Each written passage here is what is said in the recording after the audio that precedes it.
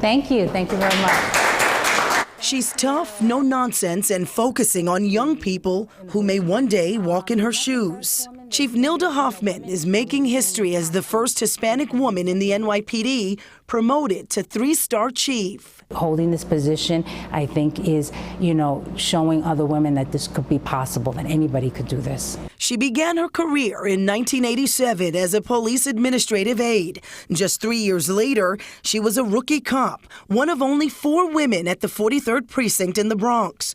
And back then, crime was out of control, and being a female officer was tough. When I went into the 4-3, there was about 40 rookie cops that went into the command, and there were only 4 women out of the 40 cops. So, then you become close because it's just 4 of us. We're 4 rookies. That early camaraderie and her upbringing with her parents as strong role models helped her through. I grew up in the Bronx. I'm first-generation Puerto Rican. Over the years, the young woman from the Bronx, raising her own 3 children, had no idea she would be breaking down barriers. Still, it was not easy for the chief. I was the first sergeant, the first lieutenant, and then many times you felt like you didn't have someone to share experiences, share what happened to you. During our candid conversation, Chief Hofmann remembered a moment as commanding officer in East Harlem. When I started talking Spanish to the community there, they were able to share a lot of information, and I think they were able to relate. And it's that familiar face and language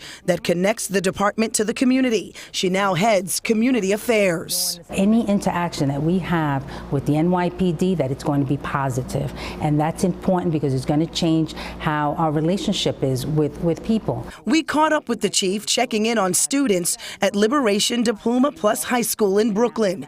The school has the largest number of students working with the NYPD under the neighborhood policing program.